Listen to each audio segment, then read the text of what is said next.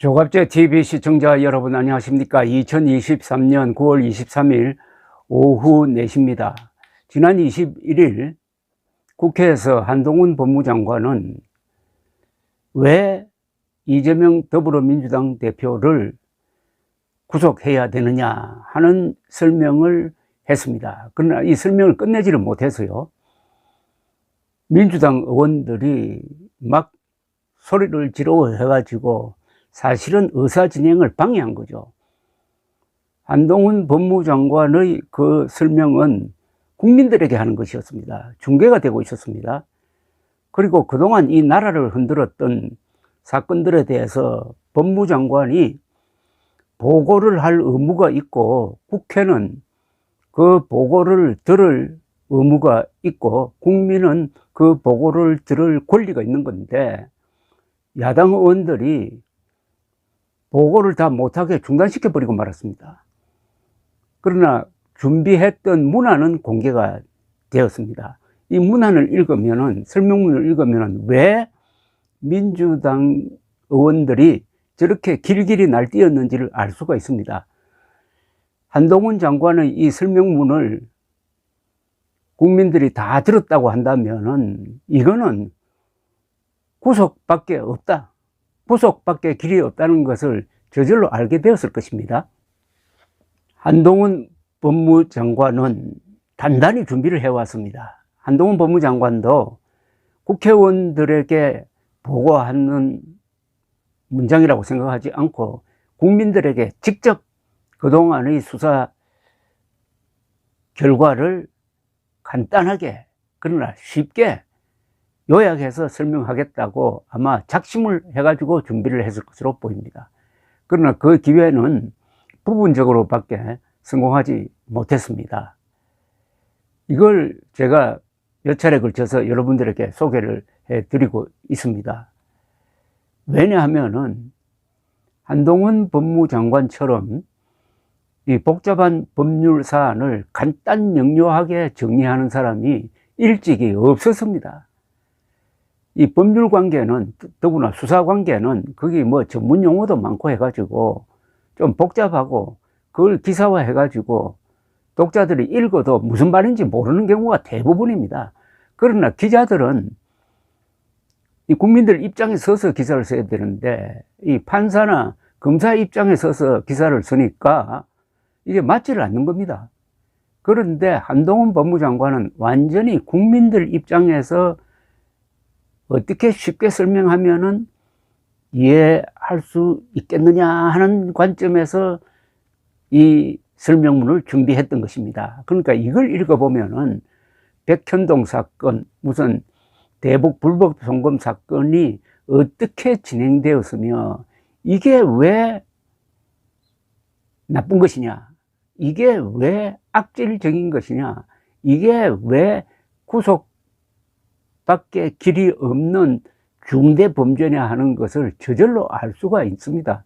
국민 교육용으로도 참 좋고, 그동안에 언론 보도를 보고, 단편적인 보도를 보고 독자들이 뭐 막연하게 알고 있던 이 사건의 본질을 비로소 알 수 있게 된 점에서 이 설명문은 어떻게 보면은 그동안에 한 1년 남짓 계속되던 이 사건의 보도를 총괄해 가지고 요약한 것입니다. 그러니까 기자들이 1년 동안 쓴 것보다 한동훈 법무장관이 준비한 이 설명문이 훨씬 더 쉽고 정확합니다.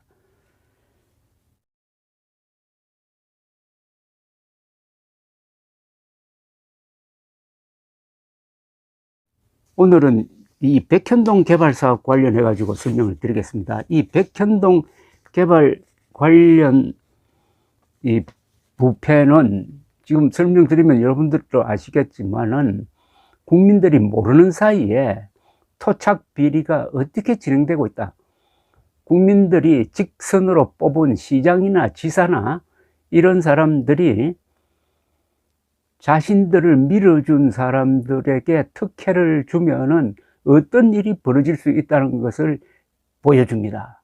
우리가 모르는 사이에, 국민들이 모르는 사이에 이런 범죄가 진행되어 가지고 시장이나 지사 옆에서 왔다 갔다 하는 브로커가 어마어마한 돈을 챙기고 그 과정에서 법률이 아주 희화화되고 그리고 국가 이익이라든지 공공의 이익이 무참하게 짓밟힌다는 것을 실감나게 하는 사건입니다. 이건 토착 비리인데 토착 비리인데도 규모가 너무나 큽니다.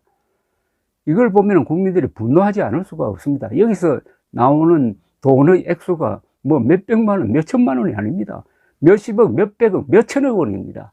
우선 한동훈 법무장관은 백현동 개발사업 관련 이재명의 특정경제범죄 가중처벌법 위반의 배임 혐의가 뭔지를 이렇게 일단 먼저 이 사건의 본질을 요약해서 설명합니다. 이재명은 정진상과 공모하여 2014년부터 17년 사이에 국토계획법에 따른 도시기본계획상의 R&D 부지로 정해져 아파트 건설이 불가능하고 민간이 아닌 공영개발 대상이었던 백현동 부지의 개발 사업에 대해 자신의 선거를 도와주었던 브로커 김인섭의 청탁을 받고 이렇게 됩니다. 여기 이제 자신의 선거를 도와줬던 김인섭이라는 이 중요 인물이 등장을 합니다. 아파트를 건설할 수 있도록 용도 지역을 자연 녹지 지역에서 준주거 지역으로 4단계 수직 상향해 주고 4단계나 용도 변경을 해 주었다는 겁니다. 한 단계도 아닙니다.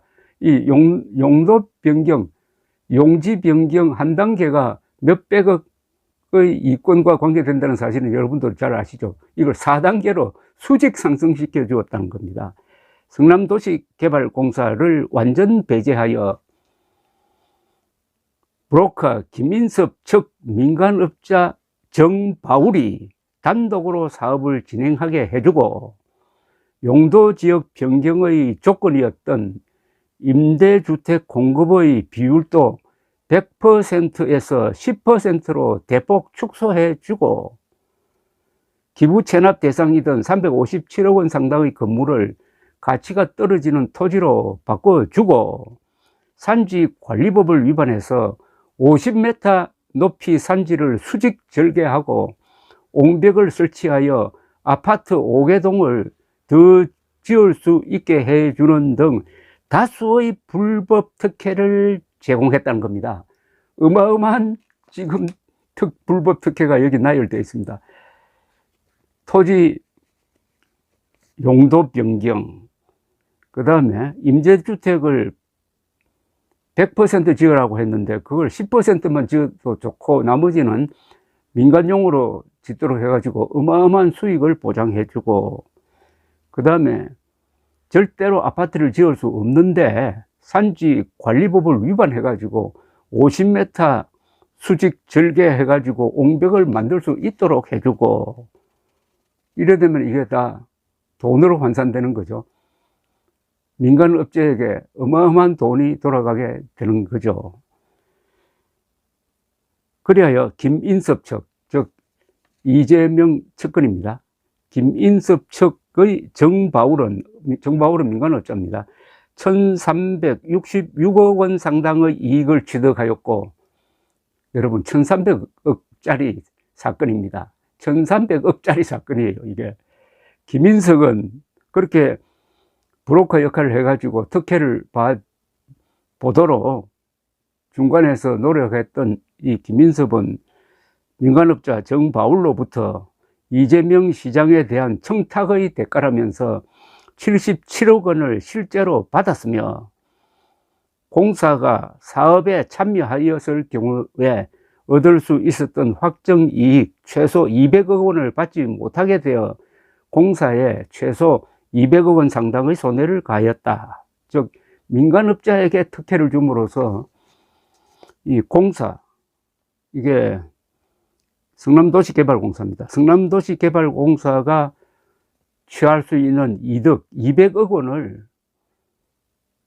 얻지 못하게 만들었다는 겁니다. 그리고 공사라는 것은 이게 결국 국가를 대표하는 거니까 국가가 덕을 봐야 될 걸 민간업자가, 부정한 민간업자가 돈을 벌 수 있도록 해줌으로써 국익이 훼손되었다는, 이런 게 이 사건의 우선 요지입니다. 그 다음에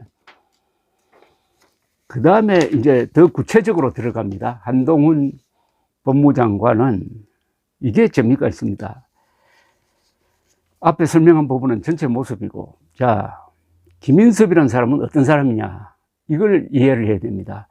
김인섭은 성남을 중심으로 선거에 개입해 온 선거 브로커입니다. 2006년 정계에 입문한 이재명의 성남시장 선거에서 선대본부장을 맡았답니다. 중요한 자리에 있었습니다. 그래서 이재명 캠프를 총괄하였고 2010년 및 2014년 성남시장 선거에서 사비로 여론조사를 실시하고 선거사무소를 마련하고 선거 전략을 수립하고 후원금을 마련하는 등 이재명 당선을 도운 핵심 인물이었다. 이제 여러분들 이 구조를 알게 됩니다. 이 직선제, 지방자치단체장 직선제에 드리워진 이 부패의 구조의 일부입니다. 선거를 도와준 사람은 공짜로 도와주겠어요? 자기가 도와준 사람이 시장이 된다든지 지사가 되면은 그 사람으로부터 뭔가 얻으려고 하지 않겠습니까? 민주주의 나라의 이게 함정입니다. 선거를 매개로 한 부패 구조가 형성이 된다는 거죠. 한동훈 장관은 이렇게 설명을 합니다. 이재명과 정진상은 이재명 측근입니다. 이재명과 정진상은 연배가 높은 김인섭을 형님으로 호칭해 왔고, 성남시장 재선 이후 백현동 사건 개발 사업 관련 청탁이 들어오자 보답을 해야 하는 공생관계였다. 또한 그런 이재명 시장과의 관계 때문에 김인섭은 이재명 성남시의 외부 실세로서 공무원들의 인사와 각종 인허가에 개입하는 성남시 로비스트, 인허가 해결사, 허가방 등으로 알려진 인물이었다. 김인섭은 민간업자 정바울에게 이재명 시장 측에 대한 청탁의 대가로 거액을 요구하였고, 그중 절반은 두 사람, 즉 이재명 시장과 정진석 몫이라고 했다. 이게 중요합니다. 그중 절반은 두 사람, 즉 이재명 시장과 정진상 몫이라고 했다. 그 몫으로 받았는데 그걸 그러면 이재명과 정진상에게 전해주었느냐, 갈라먹었느냐 하는 부분까지는 수사가 안 된 것 같습니다. 불법 특혜 제공으로 민간업자에게 거액의 이익을 가져다 주고 로비를 맡은 측근이 그 대가로 수십억 원을 취득하게 해서 이를 향후 선거자금, 정치자금으로 삼으려 한 것이 이 사건 범행 동기입니다.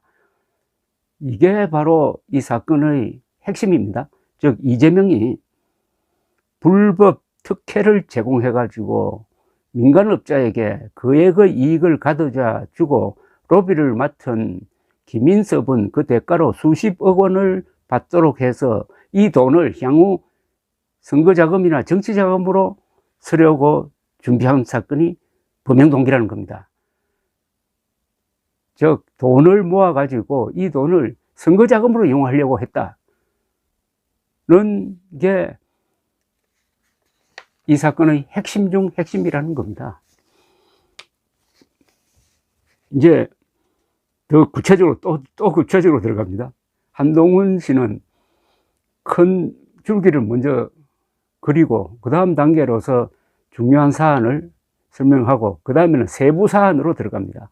이렇게 한동훈 장관의 설명은 구조가 탁탁탁 맞습니다. 그러니까 한동훈 장관의 설명을 들으면 보통 사람들도 전체 그림을 그릴 수 있게 됩니다. 기사는 이렇게 써야 되는데 그동안 나왔던 기사는 다 부분적인 것만 쓰다 보니까 뭐가 뭔지 모르게 됐는데 한동훈 법무장관이 이렇게 정리를 잘합니다. 한동훈 법무장관이 미리 준비했던 그러나 다 읽지 못한 설명문은 또 이렇게 전개가 됩니다. 불법 청탁의 전달과 각종 불법 특혜의 제공 경위에 대해서 설명드리겠습니다. 이렇게 나옵니다.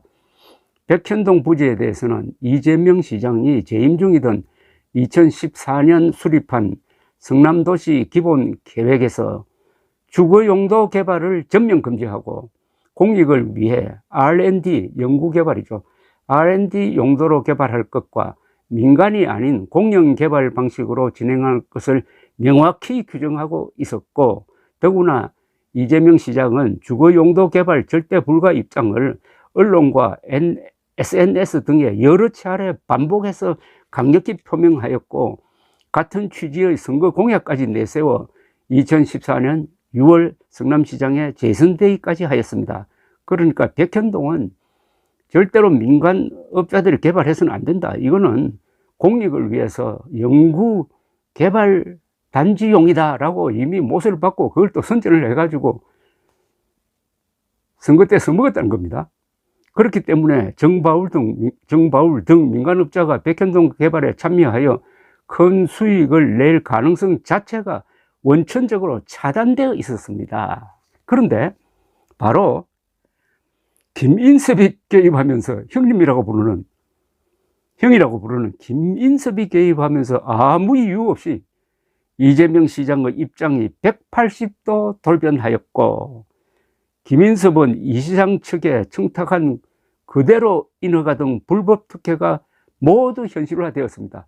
김인섭이 등장하면서 이재명이가 공약했던 거 다 무효가 되고 완전히 김인섭 페이스로 다 불법이 이루어졌다는 겁니다. 얼마나 김인섭으로부터 많은 도움을 받았거나 얼마나 김인섭이 불법 특혜 로비를 해주고 번 돈에 기대를 걸고 있었는지를 암시하는 겁니다. 즉 김인섭 측의 수익 극대화를 위해서 해당 부지를 무려 4단계 상향하여 자연녹지 지역에서 준주거지역으로 전례 없이 파격적으로 용도 변경해 주었고, 이것이 얼마나 말도 안 되는 것인지는 부동산 개발에 조금이라도 관심 있는 사람이라면 알 것입니다. 두 번째로는 정해진 공영 개발은 고사하고 성남 시민의 개발 이익 확보 수단인 공사를 아무 이유 없이 사업에서 완전히 배제해 주었으며, 기부 체납 대상 중 357억 원 상당의 R&D 건물을 개발 가능성도 없고 경제적 가치도 없는 낮은 정바울 소유의 토지로 교체해 주어 기부 체납 의무도 비상식적으로 축소해 주었고, 임대주택 1만 호 공급이 이재명 시장의 재선 공약이었음에도 임대주택의 비율을 100%에서 10%로 축소해 주었으며, 분양 세대수를 늘려주기 위해 산지관리법에서 금지하고 있는 말도 안 되는 옹벽 설치를 불법적으로 허가해 주었습니다. 국민들께서 뉴스로 보시고 놀란 바로 그 옹벽 맞습니다. 모두 김인섭의 말도 안 되는 청탁을 들어준 겁니다.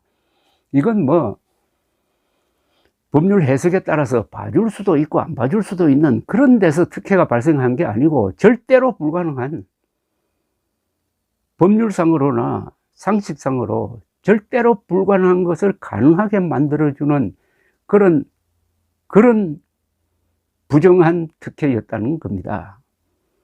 성남시의 일부 담당 공무원들은 명확히 정해진 기존 계획에 어긋난다는 이유로 반대하였지만은 이재명 시장의 뜻이라는 이유로 묵살되었고, 이재명 시장으로부터의 인사 등 불이익을 우려한 나머지 인섭이 형을 잘 봐주라는 정진상의 지시에 따라 김인섭 측에 유리하도록 업무를 위법 부당하게 처리했습니다. 공무원들까지 이제 법률을 어기도록 만들었다는 겁니다.